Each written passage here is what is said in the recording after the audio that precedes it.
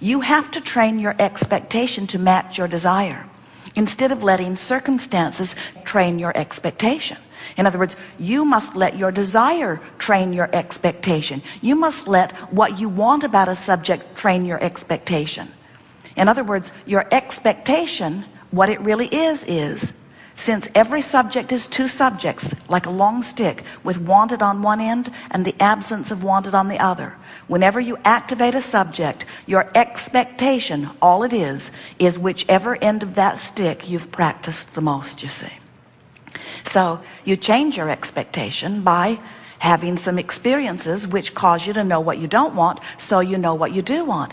But the funny thing about expectation, if you just let life as it comes to you give you a sort of knee-jerk response, then life trains your expectation. Then what is trains your expectation. You have an employee who doesn't seem to be trying very hard or can't remember things that you want them to remember, and you notice that, you let them train your expectation, and then you can't evoke anything different. And many would say, well, I really don't think it's my job to evoke anything different. I think it's their job to be the way they should be. And we say, but how's anybody gonna know how they're supposed to be with the billions of people with whom they might just interact? Would you like to put a course on the internet to the world? This is the way I want you to be when you meet me. I might run into you someday in traffic or at the airport. This is my picture.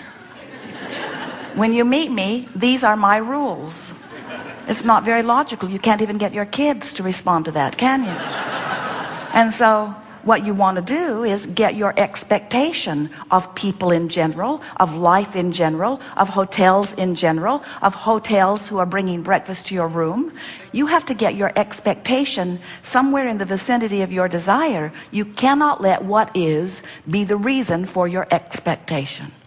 So we are amplifying the word expectation today in a stronger way than usual, because as we speak of the three-step process of creation, the first step is ask, and life causes you to do that.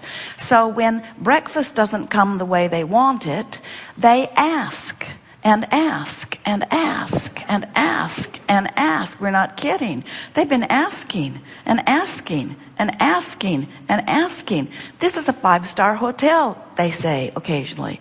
They should know better. They're asking and asking and asking and asking. Step 2 is source answers.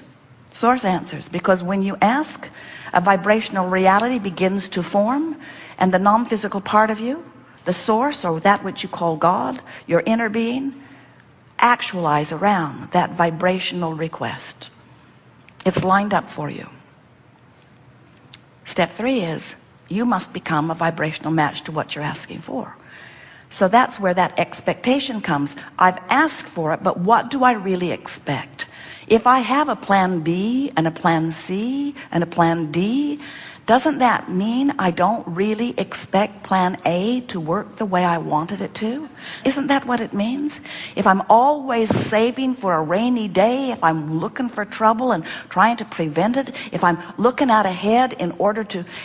Esther carried a hanger in her car for years just in case someone needed her to help them get their car open. Because it was so much fun to help them get their car open. Until one day Jerry said, well, now we're up to about 3 a day. You might want to leave that hanger home. And so when you get into this place of expectation, your expectation really is what rules your world, because even though life is causing you to ask, what has happened is causing you to expect. And if what has happened is causing you to expect less than what you want, you have to train yourself. Creation is about focus, and focus is about being deliberate. And focus with your guidance system awareness is the best creating that can take place.